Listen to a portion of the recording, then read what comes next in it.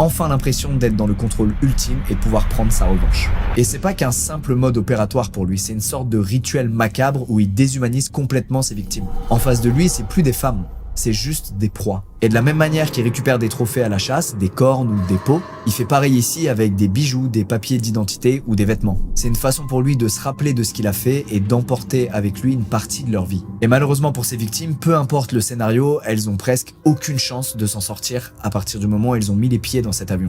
Et même si certaines réussissent à lui échapper, elles finissent toujours par mourir d'épuisement ou de froid tellement la région est rude et impardonnable. Et plus les années passent, plus le nombre de femmes qui disparaissent dans la région augmente. En 1973, c'est une adolescente de 17 ans, Megan Emmerich, qui aurait fait la rencontre de Robert. Il l'aurait rencontré dans un club, lui aurait proposé de l'argent, puis l'aurait abattu loin de la ville. En 1975, c'est une certaine Mary Thiel qui est portée disparue. Des amis à elle ont sonné l'alerte, mais l'enquête n'a rien donné. Il y a malheureusement énormément de crimes à gérer et aucun des officiers en poste ne fait passer la disparition de prostituées en priorité sur le reste. Et même les rares cas où ces victimes s'en sortent vivantes, Robert sait qu'il risque rien. En 1975, Patty Roberts réussit à s'enfuir de ses griffes. Elle avertit la police, identifie formellement Robert, et pourtant l'affaire n'ira pas plus loin.